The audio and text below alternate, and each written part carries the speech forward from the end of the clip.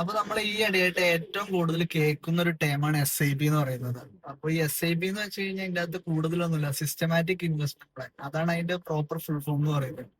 അപ്പോ ഈ SIP എന്ന് വെച്ച് കഴിഞ്ഞാൽ മ്യൂച്വൽ ഫണ്ട് ആണോ, അങ്ങനെ ഒരു തെറ്റിദ്ധാരണ ഉണ്ട് ആളുകൾക്ക്. അപ്പോ SIP എന്ന് പറയുന്നത് ഒരു മെത്തേഡ് ഓഫ് ഇൻവെസ്റ്റിംഗ് ആണ്. നിങ്ങൾ മ്യൂച്വൽ ഫണ്ടിലേക്ക് ഒരു SIP സെറ്റ് ചെയ്യാന്ന് വെച്ച് കഴിഞ്ഞാൽ നിങ്ങൾ ഒരു പ്രോപ്പർ ഇത്ര എമൗണ്ട് വെച്ച് ഒരു 5,000 വെച്ച് എല്ലാ മാസത്തെയും ഫസ്റ്റിലേക്ക് ഒരു SIP റേറ്റ് ചെയ്ത് കഴിഞ്ഞാൽ എല്ലാ മാസവും ഫസ്റ്റ് ഡേ ആ ഒരു 5,000 നിങ്ങളുടെ അക്കൗണ്ടിൽ നിന്ന് ഡെബിറ്റ് ചെയ്യാൻ മ്യൂച്വൽ ഫണ്ടിലേക്ക് ഇൻവെസ്റ്റഡ് ആകും. അപ്പൊ അതുപോലെ തന്നെ ഈ SIP എന്ന് പറഞ്ഞാൽ മ്യൂച്വൽ ഫണ്ടിൽ മാത്രമല്ല ചെയ്യാൻ പറ്റും, നിങ്ങൾക്ക് സ്റ്റോക്സിലും ETF-ലും നിങ്ങൾക്ക് SIP ചെയ്യാൻ പറ്റും. ഇപ്പൊ സെറോദെ തന്നെയാണെങ്കിലും നമുക്ക് ഒരു ബാസ്ക്കറ്റ് ക്രിയേറ്റ് ചെയ്ത് കഴിഞ്ഞിട്ട് SIP ചെയ്യാൻ പറ്റും. പക്ഷെ അതൊരു മാനുവൽ SIP ആയിരിക്കും. കാരണം നമ്മളൊരു ബാസ്ക്കറ്റിലേക്ക് നമുക്ക് വേണ്ട സ്റ്റോക്കുകൾ ഏതാണോ അത് ആഡ് ചെയ്തിടാം. അത് കഴിഞ്ഞിട്ട് നമുക്ക് ഒരു പർട്ടിക്കുലർ ഡേറ്റിൽ വെച്ചിട്ട് നമുക്ക് അതൊരു ഒറ്റയടിക്ക് ആ ഒരു ബൈ ഓർഡർ നമുക്ക് പ്ലേസ് ചെയ്യാം. അങ്ങനെ നമുക്കൊരു SIP ചെയ്യാൻ പറ്റും. അപ്പൊ ഈ SIP സ്റ്റാർട്ട് ചെയ്യാനുള്ളവരോട് എനിക്ക് പറയാനുള്ളത് വെച്ച് കഴിഞ്ഞാൽ ഈ ഒരു കൊല്ലം കൊണ്ട് റിട്ടേൺ കിട്ടുമെന്നും പ്രതീക്ഷിച്ച് പോയിട്ട് അതിനകത്തേക്ക് ഇൻവെസ്റ്റ് ചെയ്യാണ്ടിരിക്കുക.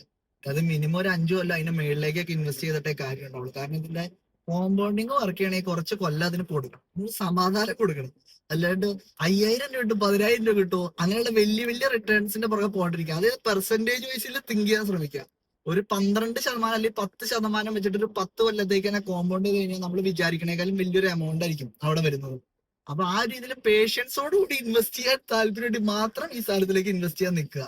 സ്റ്റാർട്ട് ചെയ്യണം, SIP-നെ പറ്റി കൂടുതൽ എന്തെങ്കിലുമൊക്കെ അറിയണം എന്നുണ്ടെങ്കിൽ നിങ്ങൾ എന്റെ കമന്റ് ബോക്സിൽ അറിയിക്കുക. അപ്പൊ നമുക്ക് അടുത്ത വീഡിയോയിൽ കാണാം.